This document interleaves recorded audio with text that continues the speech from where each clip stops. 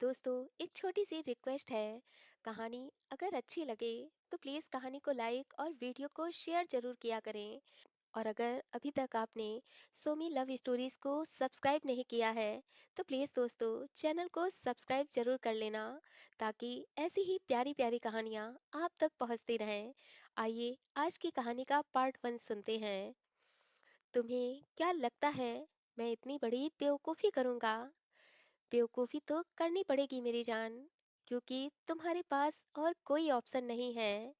विहान चौधरी दांत पीसते हुए बोला, ऑप्शन तो तुम्हारे पास भी कोई नहीं है। मैं चाहूँ तो अभी तुम्हारी कंप्लेन पुलिस में कर सकता हूँ। प्रियांशी हंसते हुए बोली, विहान चौधरी, क्या गजब की बात की है। कुछ देर पहले मैं भी यही सोच रही थी कि पुलिस में जाकर ये वीडियो दिखा दूं, लेकिन फिर मुझे लगा तुम शहर के जाने माने करोड़पति उमाकांत चौधरी के बेटे हो। ये खबर अगर मीडिया में पहुंच गई कि तुम रात के 2 बजे गाड़ी के अंदर, वो अभी इतना ही बोली थी कि विहान ने एक झटके से उसे अपने करीब किया और दूसरा हाथ उसके मुंह पर रखते हुए बोला, खबरदार, अगर आगे एक लफ्ज भी तुम बोली। नहीं बोलूंगी। वो बात मैं कभी भी अपनी जबान पर नहीं लाऊंगी। बदले में बस तुम मेरा कहना मानते रहना। तुम मुझे ब्लैकमेल कर रही हो। नहीं मेरी जान, इसे ब्लैकमेल नहीं, बस अपनी बात मनवाना कहते हैं। प्रियांशी थोड़ा सा रेड कलर अपने बैग से निकालती है और गाड़ी के शीशे में देखकर वो कलर अपनी मांग में लगा लेती है और फिर मुस्कुराते हुए कहती है, अब लग रही हूँ ना, मिसेस विहान चौधरी। विहान गुस्से से उसे देखते हुए बोला, बस, ज्यादा खुश होने की जरूरत नहीं है। तुम्हारा कहना मान रहा हूँ तो इसका ये मतलब नहीं कि तुम अपने आप को मेरी बीवी मान लो। ओफो, मैं कौन सा तुम्हें अपने पति परमेश्वर बनाने के लिए उतावली हो रही हूँ। बस कुछ दिनों के लिए मुझे तुम्हारे घर पर सेफ रहना है। बस इसीलिए झूठी शादी का नाटक कर रही हूँ। इतना कहते हुए जब प्रियांशी वहां से जाने लगी तो विहान बोला, पहले प्रॉमिस करो, अगर किसी ने तुम्हें मेरे घर में पहचान लिया तो फिर तुम यहाँ से चुपचाप चली जाओगी। प्रॉमिस। अब चले जाने मन। विहान एक बहुत फेमस बिजनेसमैन उमाकांत चौधरी का बेटा है। उसके पापा चाहते थे कि वो उनका बिजनेस संभाले, लेकिन विहान चौधरी को बिजनेस में कोई इंटरेस्ट नहीं था। वो बचपन से ही सिंगर बनना चाहता था, लेकिन उमाकांत चौधरी को ये बिल्कुल भी मंजूर नहीं था कि उनका इकलौता बेटा सिंगर बनने के लिए रात दिन स्ट्रगल करे। उन्होंने विहान चौधरी को हर तरह से समझाने की कोशिश की, लेकिन जब विहान नहीं माना तो छोटी छोटी बातों से बाप बेटों के बीच में बहस होने लगी।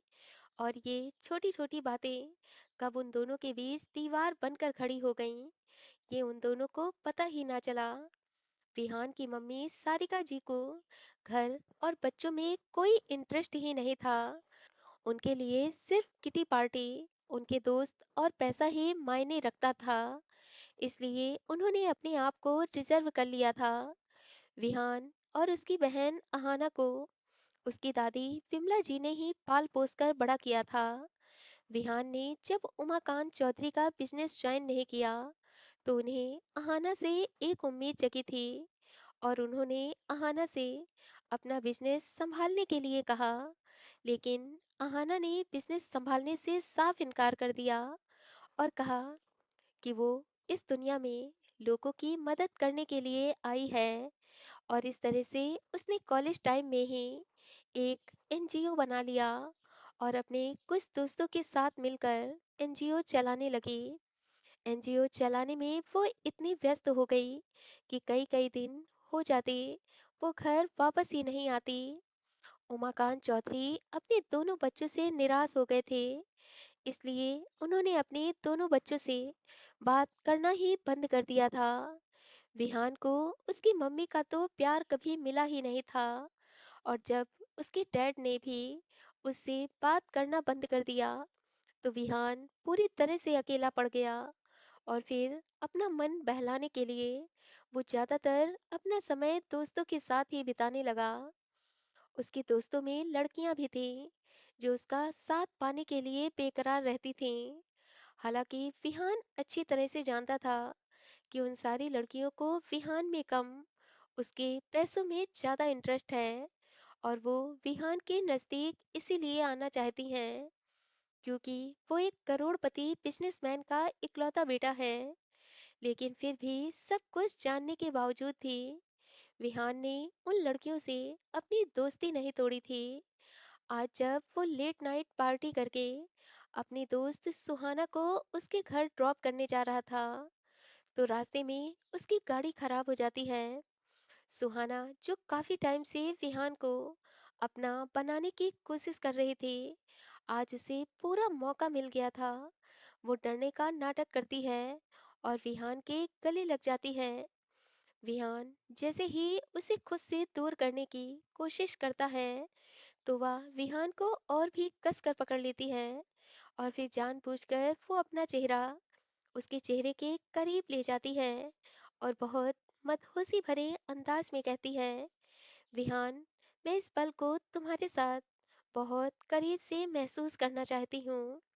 वो सुहाना को खुद से दूर करते हुए बोला, सुहाना, प्लीज दूर हटो और मुझे गाड़ी चेक करने दो। इतना कहते हुए जैसे ही वो ड्राइविंग सीट से उठने की कोशिश करता है कि सुहाना उसका हाथ पकड़कर अपनी ओर खींच लेती है और फिर हल्का सा मुस्कुराते हुए कहती है, विहान, मैं तुमसे बहुत प्यार करती हूँ, पर तुम हो कि हर वक्त मुझसे दूर दूर भागते रहते हो। विहान जैसे ही कुछ कहने चलता है, तो सुहाना उसके गालों को छू लेती है और फिर उसके होठों पर छुप जाती है। इत्तेफाक से प्रियांशी अपनी दोस्त नेहा के साथ उसी रास्ते से जा रही थी। विहान की गाड़ी को देखकर नेहा को लगता है कि शायद किसी की गाड़ी खराब हो गई है और उसे लिफ्ट की जरूरत है।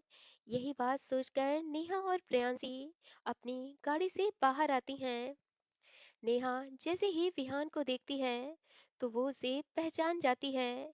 इधर प्रियांशी जब विहान को सुहाना के बहुत करीब देखती है, तो उसे बहुत गुस्सा आता है और वह अपने मन में बड़बड़ाते हुए कहती है, छी, ये कितने गंदे लोग हैं, बीच सड़क पर ये सब करते हुए इन्हें शर्म नहीं आती।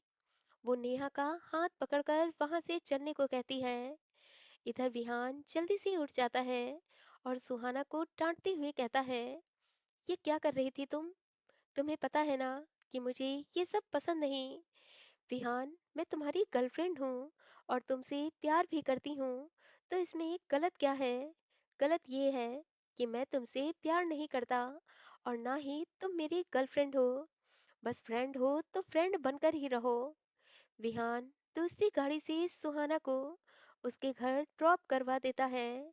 इस घटना को मुश्किल से 2 दिन भी नहीं बीते थे कि एक दिन प्रियांशी अचानक उससे मिलने उसके घर आ जाती है और फिर उसी रात का जिक्र करते हुए वो कहती है, विहान, मुझे तुम्हारी हवेली में कुछ दिन तुम्हारी बीवी बनकर रहना है। विहान गुस्से से उसे देखते हुए कहता है, तुम्हारा दिमाग खराब है। ना मैं तुम्हें जानता हूँ और ना पहचानता हूँ, फिर ऐसे मैं तुम्हें कैसे अपने घर में रख सकता हूँ, और वो भी तुम्हें अपनी बीवी बनाकर। रखना तो तुम्हें पड़ेगा, क्योंकि अगर तुमने मेरी बात नहीं मानी तो पूरी दुनिया को पता चल जाएगा कि 27 दिसंबर की रात 12 बजे तुम एक खूबसूरत लड़की के साथ क्या कर रहे थे। विहान अपनी आंखें लाल करते हुए बोला, अच्छा बताओ, क्या कर रहा था? वो हल्का सा मुस्कुराते हुए बोली, बताऊंगी नहीं, बस दिखाऊंगी, वो भी एचडी क्वालिटी में। इतना कहते हुए वो अपने फोन में गैलरी ओपन करते हुए कहती है, मैंने उस रात का वीडियो इस एंगल से शूट किया है कि देखने वालों को यही लगेगा कि तुम कितने दिल फेक आशिक हो, जो कहीं भी कभी भी शुरू हो जाता है। अगर तुम चाहते हो कि दुनिया वालों को ये बात ना पता चले, तो तुम्हें मेरी बात तो माननी ही पड़ेगी। विहान के पास प्रियांशी की बात मानने के अलावा कोई दूसरा ऑप्शन नहीं था, इसलिए मजबूरन उसे प्रियांशी को अपनी हवेली में ले जाना पड़ता है। वो दोनों जैसे ही हवेली में एंटर करते हैं, तो सामने विमला देवी सोफे पर बैठी होती हैं। वो जैसे ही विहान को देखती हैं, तो तंज कसते हुए बोली, बेटा, अभी तो बस 4 दिन ही हुए हैं और तुम घर आ गए। कुछ दिन और दोस्तों के साथ घूम लेते। वैसे भी तुम रोज तो कहीं घूमने जाते नहीं हो। मेरी प्यारी दादी माँ, अगर आप भी मुझे ताना मारेंगी, तो फिर डैड क्या करेंगे? अगर तुझे अपने डैड की बातें बुरी लगती हैं, तो उनका कहना मान क्यों नहीं लेते? दादी माँ, आप जानती हैं कि जो डैड चाहते हैं वो मैं कभी नहीं करूँगा, और जो मैं चाहता हूँ वो डैड मुझे करने नहीं देंगे। विमला देवी अपने सर पर हाथ रखते हुए कहती हैं, तुम बाप बेटों के बीच में मैं पिसती जा रही हूँ। एक तुम्हारी माँ है जिसे अपनी किटी पार्टी से फुर्सत नहीं मिलती, और एक तेरी बहन जो दिन रात समाज सेवा में लगी रहती है। विहान उनके गले में बाहें डालते हुए धीरे से कहता है, दादी माँ, इसीलिए कहता हूँ, जो जैसा इस घर में चल रहा है वैसा ही चलने दो। और वैसे भी इस घर में सिवाय आपके कोई किसी की फिक्र नहीं करता, इसलिए प्लीज आप किसी बात की टेंशन मत लिया करो।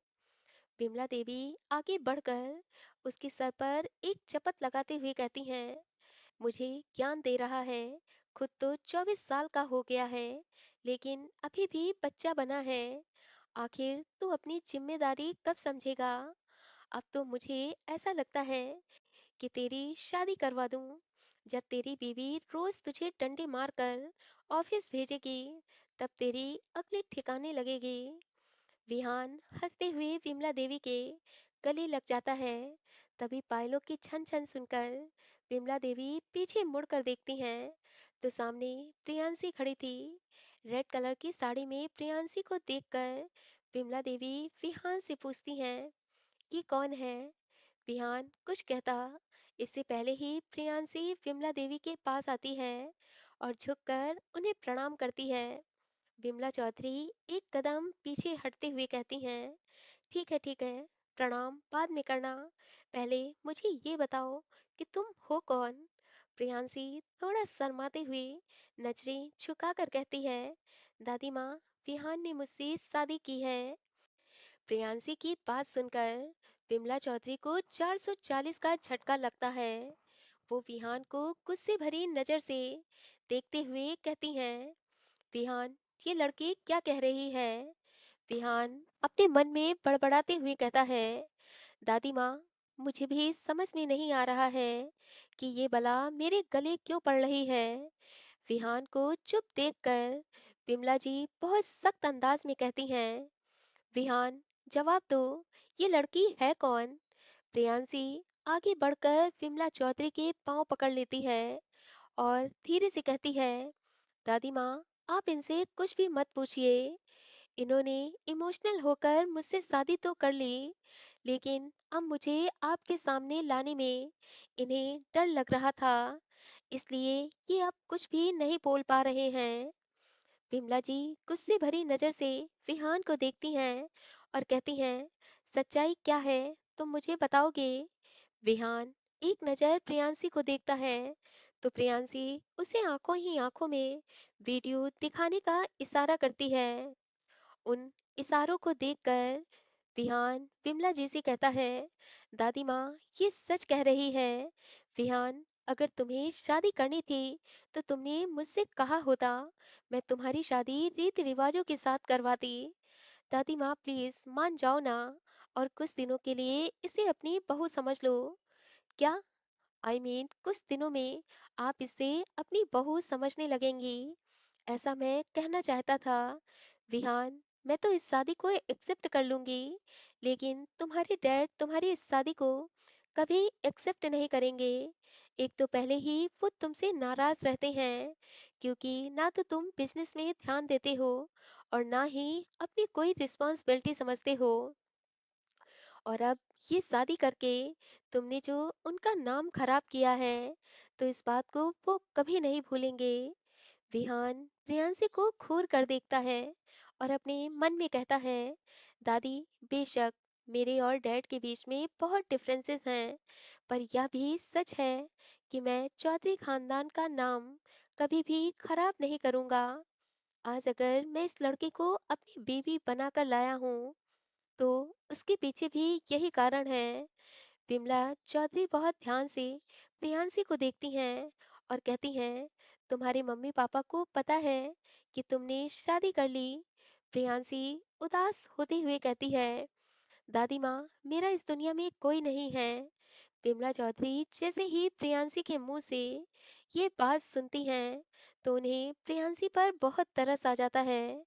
वो आगे बढ़कर प्रियांशी के सर पर हाथ रखते हुए कहती हैं, आज के बाद ऐसा कभी मत कहना कि तुम्हारा इस दुनिया में कोई नहीं है। वो प्रियांशी का हाथ पकड़ती हैं और विहान से कहती हैं, आज से ये चौधरी खानदान की बहू है। थैंक यू दादी माँ। अब ज़्यादा खुश मत हो। मैंने तुम्हारी शादी को इसीलिए एक्सेप्ट किया है क्योंकि तुमने जिसे पसंद किया वो लड़की लाखों में एक है। मैं भी तुम्हारे लिए ऐसी ही लड़की ढूंढ रही थी जो लाखों में एक हो।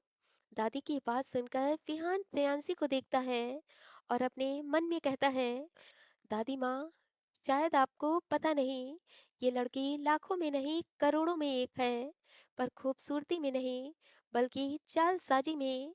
आज तक मैं कभी भी ऐसी किसी लड़की से नहीं मिला हूँ जो इसकी जैसी चालबाज हो। दादी माँ विहान से कहती हैं कि वो प्रियांशी को अपने कमरे में ले जाए। कमरे की बात सुनकर प्रियांशी चौंक जाती है। उसके चेहरे के एक्सप्रेशंस बिल्कुल बदल जाते हैं। कुछ देर पहले प्रियांशी जो बहुत ही बिंदास आवाज में विहान से बातें कर रही थी, वो अब एक भीगी बिल्ली बनी चुपचाप खड़ी थी। विहान उसकी हालत देखकर समझ जाता है कि अब उसे कौन सी बात परेशान कर रही है। वो इसी बात का फायदा उठाते हुए प्रियांशी से कहता है, मेरी जान, अब चलें अपने कमरे में। वो धीरे से बोली, मैं भला तुम्हारे कमरे में क्यों रहने लगी? प्रियांशी ने जब यह कहा, तो विहान हल्का सा मुस्कुराते हुए बहुत धीमी आवाज में कहता है, मेरी जान, अभी तो तुमने कुछ सेकंड पहले घर के बाहर मुझसे शादी की है और दादी के सामने ये एक्सेप्ट किया कि तुम मेरी बीवी हो।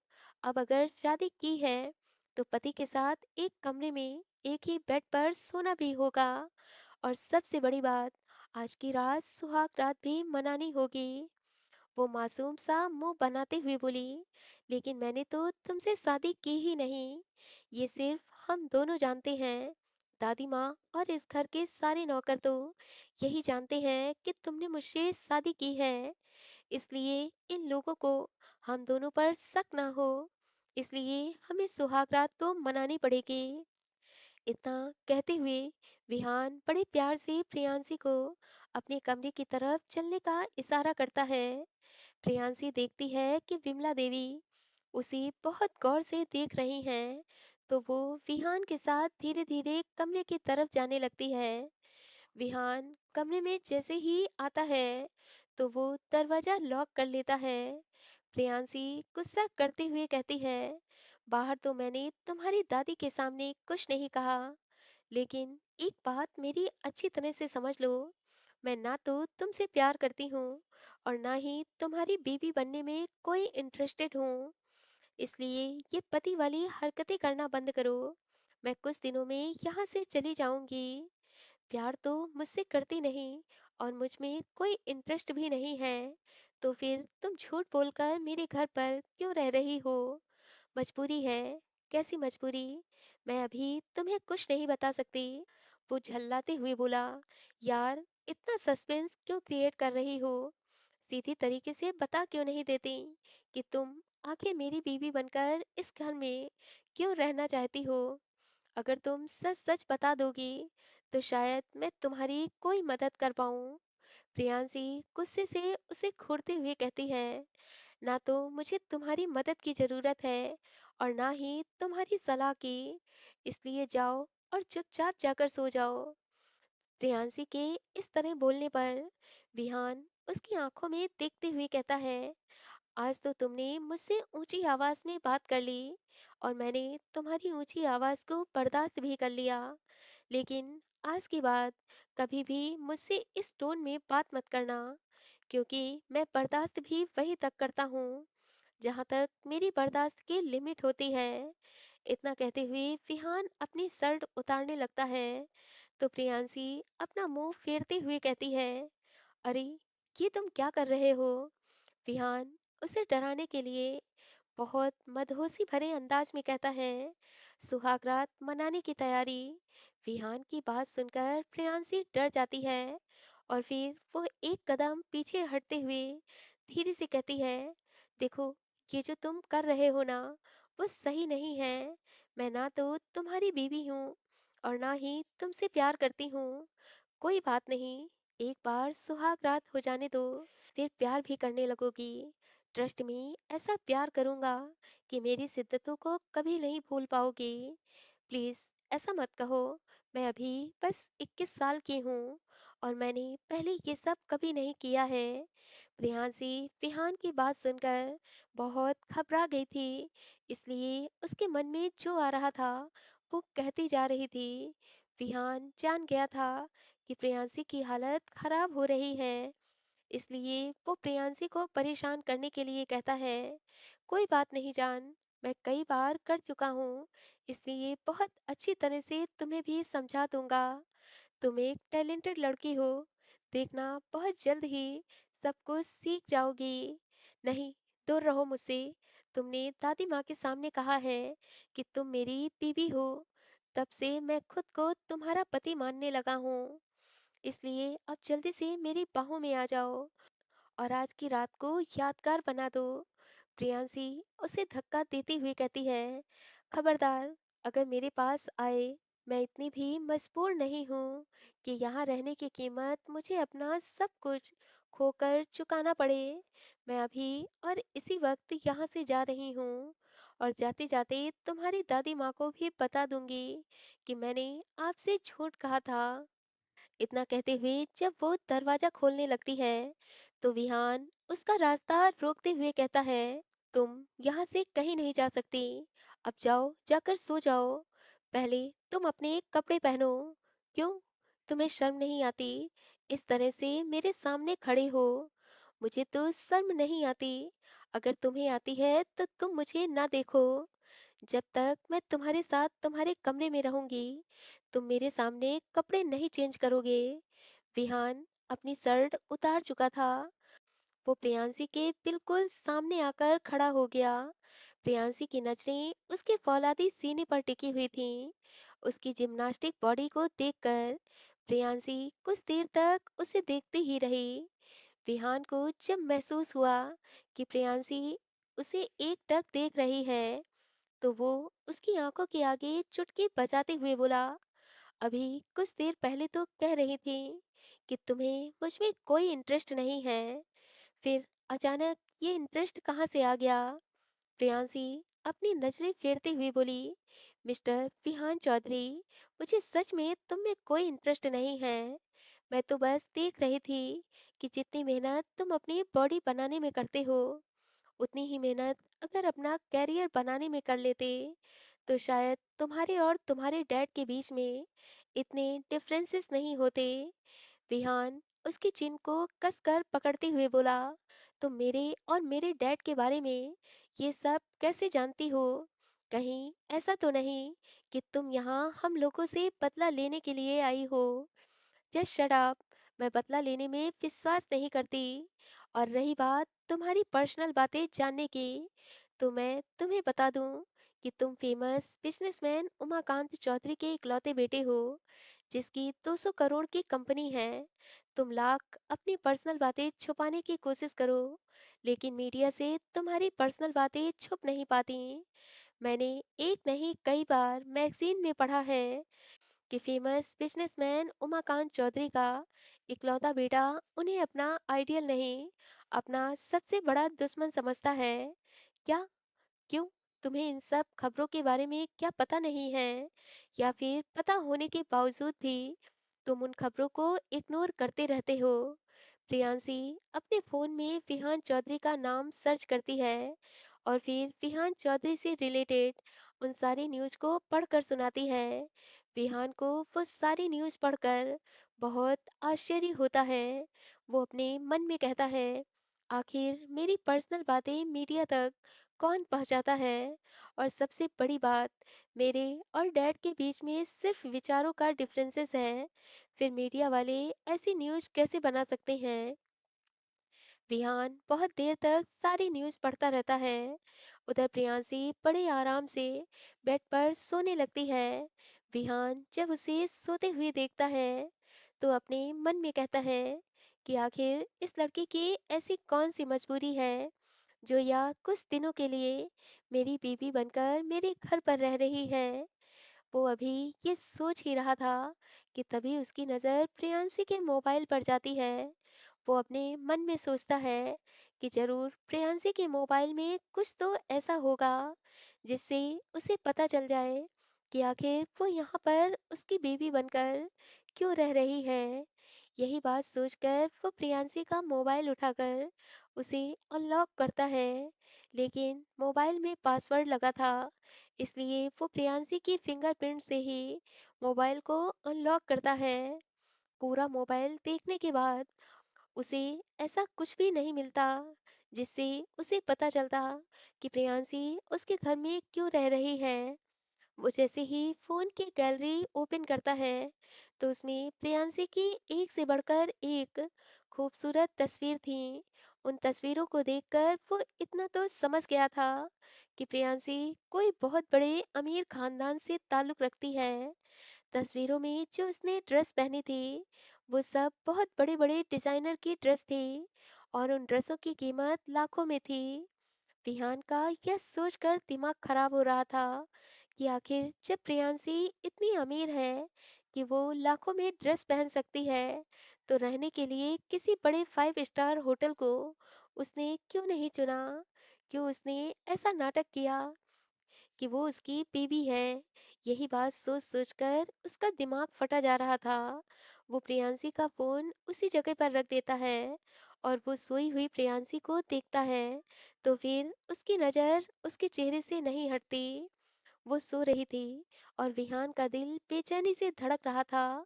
उसकी नजरें उसके चेहरे पर टिकी थीं, लेकिन दिल कहीं और भटक रहा था, डर, चाहत और शायद मोहब्बत के बीच में। नींद में भी उसकी गुलाबी गालों की नरमी, बंद पलकों की मासूमियत और सुकून से चलती सांसें विहान के दिल को और भी ज्यादा उलझा रही थी। प्रियांशी को देखकर पहली बार विहान को इस बात का डर महसूस हो रहा था कि कहीं यह खूबसूरती या सुकून या एहसास उससे छिन न जाए। वो उसे देखता रहा चुपचाप, क्योंकि उस पल दिल की बेचैनी भी उसे मोहब्बत जैसी लग रही थी और यह एहसास उसके लिए बिल्कुल नया था। अगली सुबह प्रियांशी जब अपने कमरे से बाहर आती है तो डाइनिंग टेबल पर बैठे उमाकांत चौधरी और विहान को देखकर उसके कदम वहीं रुक जाते हैं। उमाकांत चौधरी गुस्से भरे लहजे में विहान से कह रहे थे, मैंने तुम दोनों की टिकट करवा दी है और अमेरिका में रहने की सारी व्यवस्था भी। आज शाम की फ्लाइट है और तुम उस लड़की को लेकर यहाँ से हमेशा हमेशा के लिए चले जाना। मैं नहीं चाहता कि तुम्हारे एक गलत कदम की वजह से मेरा नाम बदनाम हो।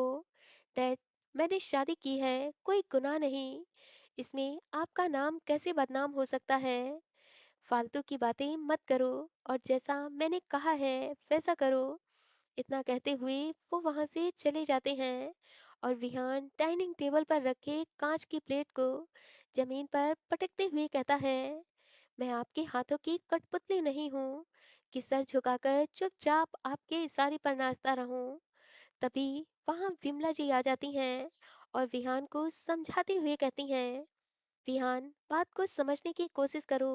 तुम्हारे डैड को इस बात का बुरा लगा है कि तुमने बिना उनकी परमिशन के शादी कर ली, इसलिए उनका गुस्सा करना भी जायज है। जानता हूँ दादी माँ, बहुत अच्छी तरह से जानता हूँ। लेकिन उन्हें भी समझना चाहिए कि कई बार चीजें जैसी दिखती हैं वैसी होती नहीं, इसलिए तुरंत डिसीजन लेना भी गलत होता है। ये कहते हुए वो बिना ब्रेकफास्ट किए हुए ही वहां से चला जाता है और प्रियांशी दूर खड़ी ये सब देख रही थी। वो अपने मन में कहती है, सॉरी विहान, मेरी वजह से तुम्हें ये सब सुनना पड़ रहा है, पर क्या करूं, मेरी भी मजबूरी है। अगर मजबूरी ना होती तो यकीन मानो मैं तुम्हें कभी भी इतनी कॉम्प्लिकेटेड सिचुएशन में नहीं डालती। सिर्फ कुछ दिनों की बात है, जैसे तैसे मेरे साथ ये कुछ दिन बिता लो, फिर मैं खुद तुम्हारी दादी माँ को सारी बात सच सच बता दूंगी और यह भी कहूंगी कि इसमें तुम्हारा कोई भी दोष नहीं है। पूरा दिन उसका यूं ही बीत गया। जब रात हुई तो विहान घर वापस आता है। वो जब प्रियांशी को देखता है तो गुस्से भरे लहजे में कहता है, सिर्फ तुम्हारी वजह से मुझे ये सब सुनना पड़ रहा है। अगर ऐसी बात है तो मैं अभी का अभी तुम्हारे घर से चली जाती हूँ, लेकिन जाने से पहले मैं तुमसे इतना तो जरूर कहूंगी कि जिस सुकून की तलाश में तुम दर दर भटकते हो, वो सुकून तुम्हारे अंदर ही है। लाइफ में सब कुछ परफेक्ट हो ऐसा जरूरी नहीं होता। हाँ, पर परफेक्ट बनाने के लिए कुछ कदम जरूर उठाने पड़ते हैं। क्या मतलब है तुम्हारा? यही कि एक बार अपने पापा की जगह खुद को रख कर देखो, तो खुद ब खुद तुम्हें समझ में आ जाएगा कि तुम्हारे पापा सही कह रहे हैं या फिर गलत। तुम उनका इतना फेवर क्यों कर रही हो? क्योंकि मैं जानती हूँ कि तुम्हारे पापा ने अपने दम पर 200 करोड़ की कंपनी बनाई है, रात दिन एक करके। आज वो उस मुकाम पर पहुंचे हैं जहां पर पहुंचने में उनकी सालों की मेहनत लगी है।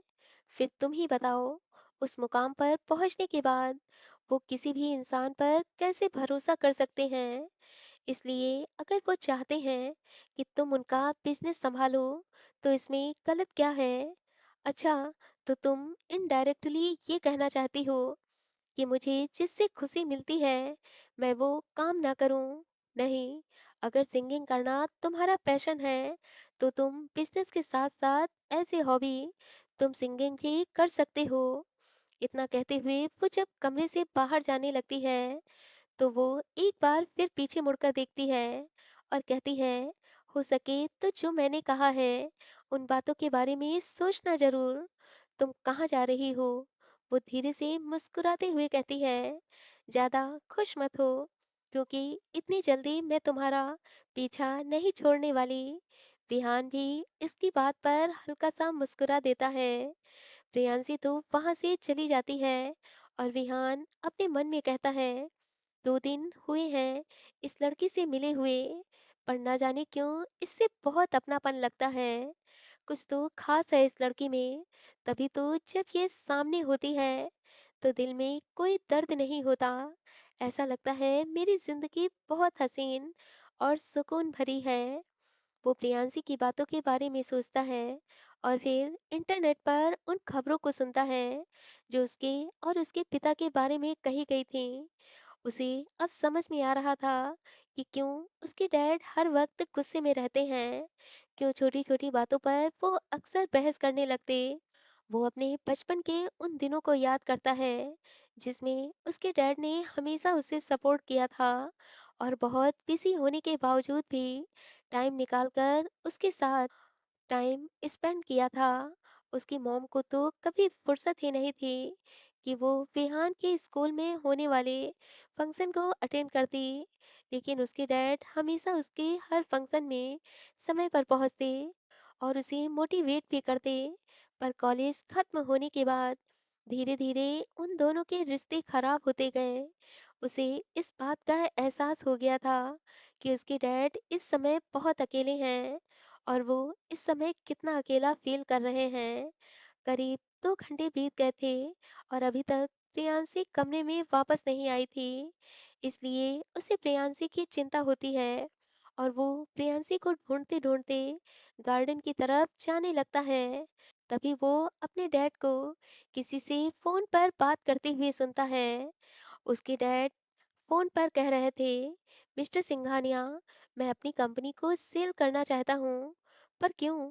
क्योंकि मैं हार चुका हूँ और अब मुझ में इतनी ताकत नहीं है कि मैं चौधरी ग्रुप ऑफ कंपनीज को अकेले दम पर चला सकूं। 2 बार अटैक आ चुका है और बीपी भी आए दिन घटता बढ़ता रहता है। हर रात जब बिस्तर पर सोता हूँ तो इस बात की टेंशन लगी रहती है कि पता नहीं कल की सुबह मेरी होगी भी या नहीं, और जब मैं नहीं रहूँगा तो मेरे बिजनेस का क्या हाल होगा, क्योंकि मेरे दोनों बच्चों ने तो मेरा पहले ही साथ छोड़ दिया है। इसलिए मैं जल्द से जल्द अपना सारा बिजनेस सेल करके अपने दोनों बच्चों में इक्वली पैसा बांटना चाहता हूँ, ताकि मेरे मरने के बाद मेरे दोनों बच्चों की लाइफ सिक्योर रहे। इसलिए मैं जल्दी से जल्दी ये काम करना चाहता हूँ और इसमें मुझे तुम्हारी हेल्प की ज़रूरत है। मिस्टर चौधरी, आपका काम तो क्या हो जाएगा, लेकिन मुझे लगता है कि आप इमोशनल होकर ये डिसीजन ले रहे हैं, क्योंकि चौधरी ग्रुप ऑफ कंपनीज केवल आपके लिए एक कंपनी नहीं, बल्कि आपका एक ऐसा सपना है जिसे सोते जागते उठते बैठते आपने उस सपने को जिया है। इसलिए एक बार अच्छे से सोच लीजिए, कहीं ऐसा ना हो कि कल को आपको पछताना पड़े। अच्छी तरह से सोचने के बाद ही मैंने ये डिसीजन लिया है, इसलिए मैं जैसा कह रहा हूँ वैसा करो। इतना कहते हुए उमाकांत चौधरी फोन कट कर देते हैं और अपने कमरे में जाकर आराम कुर्सी पर बैठ जाते हैं। विहान उनकी बात सुनकर चुपके से उनके पीछे पीछे आ जाता है। वो खिड़की से अंदर देखता है तो उमाकांत चौधरी आराम कुर्सी पर बैठे होते हैं। उनकी आंखें नम थीं, इसलिए वो अपनी पॉकेट से रुमाल निकालते हैं और अपनी आंखों को पोंछने लगते हैं। विहान को एक पल के लिए ऐसा लगता है कि उसके दिल के किसी ने सैकड़ों टुकड़े कर दिए हों। उसे तो लगता था कि उसके पापा एक बहुत मजबूत दिल के इंसान हैं, उनके अंदर कोई इमोशंस नहीं है। लेकिन आज जिस रूप में उसने अपने डैड को देखा था, उसे देखकर वो तड़प उठा। उसका मन कर रहा था कि वो आगे बढ़कर अपने डैड की आंखों से आंसू पोंछे और उनका हाथ थाम करके कहे, डैड, मैं हमेशा आपके साथ हूँ। पर उसके कदम आगे नहीं बढ़ते हैं।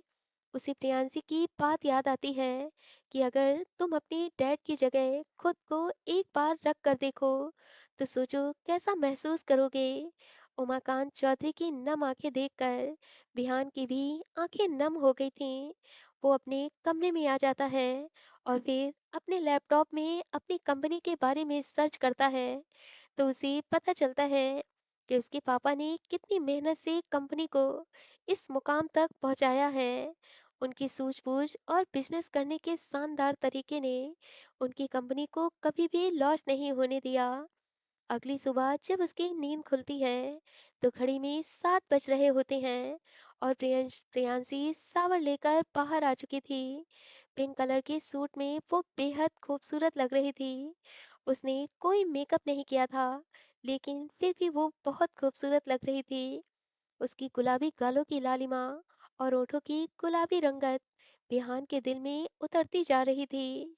उसने जब बिहान को बेड पर बैठे हुए देखा तो वो अपने बालों को एक साइड करते हुए उसके पास आकर बैठ जाती है और मुस्कुराते हुए कहती है, मुझे ऐसा लग रहा है कि आज तुम कुछ बड़ा करने वाले हो। तुम्हें कैसे पता? तुम्हारी आंखों की चमक बता रही है कि तुमने कोई बहुत बड़ा डिसीजन लिया है। अच्छा, तो तुम्हें चेहरा पढ़ना भी आता है। तो बताओ, इस समय मैं क्या सोच रहा हूँ? प्रियांशी थोड़ा उसके नजदीक आती है और उसके चेहरे को बहुत गौर से देखते हुए कहती है, इस समय तो तुम बस यही सोच रहे हो कि ये जो सामने लड़की बैठी है ये कितनी खूबसूरत है, पर मैं इससे पीछा कैसे छुड़ाऊं, कैसे इसे अपने घर से निकालूं। विहान उसकी बात सुनकर हल्का सा मुस्कुरा देता है और कहता है, तुम्हें सच में चेहरा पढ़ना आता है, पर आधा अधूरा, क्योंकि तुम्हारी बातें आधी सच और आधी झूठ हैं।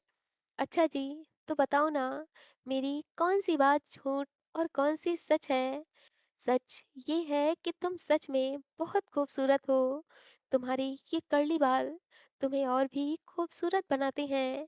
और झूठ ये है कि मैं तुमसे अब पीछा नहीं छुड़ाना चाहता। क्या बात है विहान चौधरी, अभी तो 24 घंटे भी नहीं हुए और इतनी जल्दी मैं तुम्हें अच्छी लगने लगी। कहीं ऐसा ना हो कि मेरी सच्चाई जानने के बाद तुम्हें अफसोस हो कि अरे ये मैंने क्या कर दिया। विहान मुस्कुराते हुए कहता है, माना कि मैं अपनी लाइफ में अभी तक कुछ बड़ा अचीव नहीं किया है, लेकिन इंसानों की परख तो मुझे भी है। वो दोनों अभी बात कर ही रहे थे कि तभी विहान का फोन बजने लगता है। प्रियांशी विहान का फोन उठाकर उसे देने लगती है। अनजाने में ही प्रियांशी की उंगलियां विहान के हाथों से छू जाती हैं। विहान को एक पल के लिए लगता है कि उसके दिल को बहुत सुकून मिला है। वो अनजाना सा एहसास उसके दिल में घर कर जाता है। इधर प्रियांशी का भी कुछ ऐसा ही हाल था। उसे तो अभी तक अपने हाथों पर विहान की उंगलियों का स्पर्श महसूस हो रहा था। विहान फोन पर बात करता है और फिर जल्दी से रेडी होकर जब कमरे से जाने लगता है तो एक बार प्रियांशी के पास आता है। प्रियांशी बेड की चादर सही कर रही थी। उसकी नजर प्रियांशी के गोरे हाथों पर पड़ती है और फिर वो उस छुअन को महसूस करने लगता है। उसका दिल करता है कि एक बार फिर वो प्रियांशी के हाथों का वही स्पर्श महसूस करे। इसलिए वो प्रियांशी की तरफ हैंडशेक करने के लिए अपना हाथ बढ़ाता है। तो प्रियांशी पहले तो हल्का सा मुस्कुराती है और फिर हैंडशेक कर लेती है। हैंडशेक करते समय वो दोनों एक दूसरे की आंखों में देख रहे थे। कुछ पल के लिए वो दोनों ये भूल गए कि वो हैंडशेक कर रहे हैं। दोनों ही एक दूसरे की हथेलियों की गर्माहट को महसूस करने लगे और अपने दिल में उतरने वाले सुकून को भी। और फिर विहान प्रियांशी के हाथों को चूम लेता है और कहता है, प्रियांशी आई थैंक लव यू। क्या? वो अटकते हुए कहता है, मैं थैंक यू बोलना चाहता था, लव यू नहीं, लेकिन गलती से बोल दिया। हाँ, पर थैंक यू किस बात के लिए पता नहीं, फिर भी थैंक यू। ये कहते हुए विहान कमरे से चला जाता है। करीब आधा घंटे बाद विहान जब ऑफिस पहुंचता है तो विहान को ऑफिस में देखकर सभी हैरान रह जाते हैं। उमाकांत चौधरी अभी तक ऑफिस नहीं आए थे। वो सीधा अपने पापा के केबिन में जाता है और उनकी चेयर पर बैठते हुए कहता है, विहान चौधरी तुमने ये समझने में बहुत देर कर दी कि तुम्हारे डैड को इस समय तुम्हारी सबसे ज्यादा जरूरत है।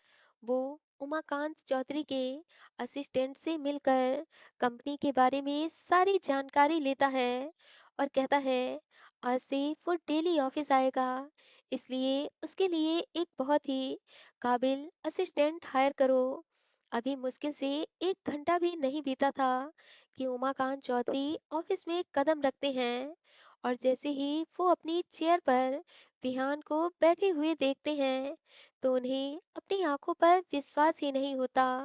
वो अपनी आंखों को हल्का सा रब करते हुए कहते हैं, क्या सचमुच मेरे सामने मेरा बेटा विहान बैठा है? विहान आगे बढ़कर उनके पास आता है और कहता है, यस डैड, और आज के बाद आपका बेटा विहान आपको डेली इसी ऑफिस में मिलेगा। उमाकांत उसे बहुत हैरानी भरी नजरों से देख रहे थे और समझने की कोशिश कर रहे थे कि जो वो कह रहा है क्या ये सच है।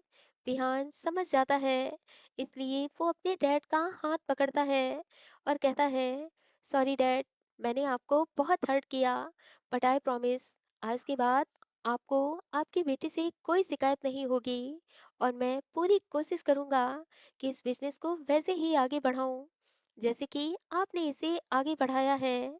उमाकांत चौधरी को अभी तक अपने कानों पर विश्वास ही नहीं हो रहा था कि वो बिहान जो कुछ भी कह रहा है उसका एक एक शब्द सच है। वो तो जब घर से निकले थे तो इस इरादे से कि आज चौधरी ग्रुप ऑफ कंपनीज में उनका आखिरी दिन होगा, लेकिन आज जिस तरह से विहान ने उन्हें सपोर्ट किया, उसे देखकर उनकी बूढ़ी हड्डियों में जान आ गई थी। उनकी आंखें नम हो जाती हैं, तो विहान आगे बढ़कर उन्हें अपने गले से लगा लेता है और कहता है, बस डैड, आप इस चेयर पर बैठकर मुझे गाइडेंस करते रहें, क्योंकि बिना आपके गाइडेंस के मैं कुछ भी नहीं कर पाऊंगा।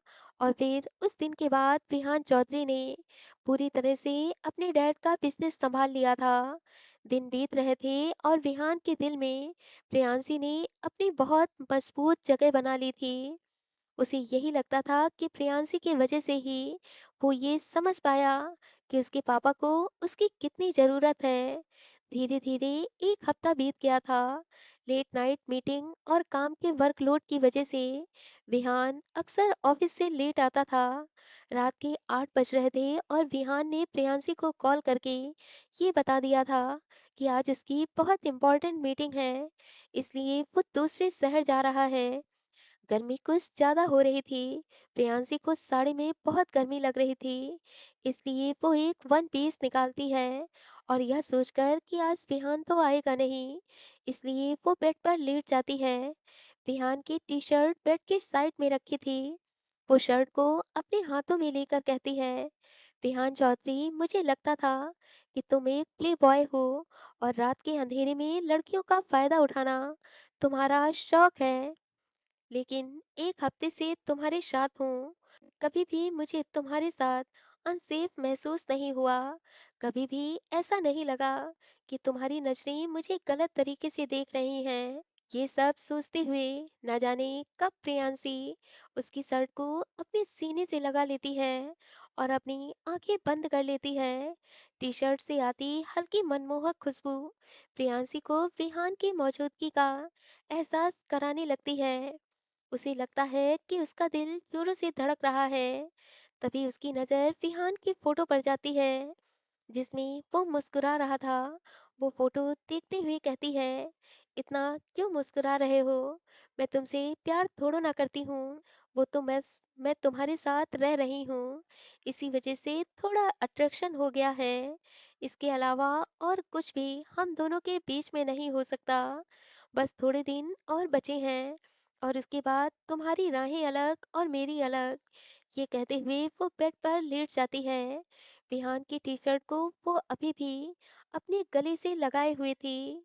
रात के 11 बज गए थे और सोने की कोशिश करने के बावजूद भी उसे नींद नहीं आ रही थी। वो किचन में जाती है और अपने लिए कॉफी बनाने लगती है। जब वो किचन में होती है, उसी समय विहान कमरे में आता है और फ्रेश होकर लाइट ऑफ करके बेड पर लेट जाता है। प्रियांशी कॉफी पीकर जब कमरे में आती है, तो उसे पता ही नहीं होता कि विहान बेड पर लेटा है। वो बहुत धीरे से दरवाजा खोलती है और अंधेरे में ही बेड पर लेट जाती है। इधर विहान, जो अभी तक सोया नहीं था, वो ओढ़ने के लिए जैसे ही चादर उठाता है कि उसका हाथ प्रियांशी के नाजुक पैरों से टकरा जाता है। उसे अपने शरीर में एक करंट सा महसूस होता है। इधर प्रियांशी समझ जाती है कि बेड पर बिहान लेटा है। उसे अपनी बेवकूफ़ी पर बहुत गुस्सा आता है। वो खुद को ही अपने मन में डांटते हुए कहती है, प्रियांशी, तुम इतनी बड़ी बेवकूफ़ी कैसे कर सकती हो? तुम्हें पता है कि इस रूम में विहान भी रहता है, इसलिए तुम्हें लाइट जलाकर आना चाहिए था। और फिर वो सोचती है, क्यों ना रात के अंधेरे में ही वो चुपके से ही सोफे पर जाकर लेट जाए। इस तरह से विहान को पता भी नहीं चलेगा कि अभी कुछ देर पहले उसके साथ बेड पर प्रियांशी थी। यही बात सोचकर वो धीरे से उठने लगती है कि तभी विहान लैंप जलाने के लिए अपना हाथ आगे बढ़ाता है, तो उसका हाथ प्रियांशी के गालों को छूते हुए नीचे की तरफ बढ़ने लगता है। उसकी मुलायम धड़कनों पर जैसे ही उसका हाथ जाता है, तो उसका दिल जोरों से धड़कने लगता है और माथे पर पसीने की बूंदें भी छलकने लगती हैं। वो सिचुएशन उन दोनों के लिए ऐसी थी कि अब करे भी तो क्या करें। प्रियांशी के तो मुंह से कुछ निकल ही नहीं रहा था। एक पल के लिए उसे ऐसा लग रहा था कि वो चिल्लाने की कोशिश कर रही है, पर उसके मुंह से आवाज ही नहीं निकल रही। विहान जल्दी से खुद को संभालता है और कहता है, सॉरी, सॉरी प्रियांशी, मुझे पता नहीं था कि तुम यहाँ लेटी हो। मैं अभी लाइट ऑन करता हूँ। इतना कहते हुए जैसे ही वो लैंप जलाने के लिए आगे बढ़ता है कि वो एक बार फिर उसका हाथ वहीं पर पड़ता है और जल्दी उठने के चक्कर में धड़कनों को प्रेस कर देता है। उस समय वो दोनों एक ऐसी ऑकवर्ड सिचुएशन में होते हैं जिससे वो दोनों को ही बहुत शर्मा रही होती है। प्रियांशी के साथ पिछले 5 मिनट में जो कुछ भी हुआ था वो प्रियांशी के लिए एकदम नया था। उसे तो बस यही लग रहा था कि अब उसका दिल अभी सीने से निकलकर बाहर आ जाएगा। दोस्तों, कहानी अच्छी लगे तो प्लीज़ कहानी को लाइक ज़रूर करना और कहानी के प्रति एक छोटा सा प्यारा सा कमेंट कमेंट बॉक्स में दे दिया करिए। आपके कमेंट का मुझे बेसब्री से इंतज़ार रहता है। और हाँ दोस्तों, प्लीज़ चैनल को सब्सक्राइब कर लीजिए ताकि ऐसी ही प्यारी प्यारी कहानियाँ आप तक पहुँचती रहें। मिलते हैं इस कहानी के अगले भाग में।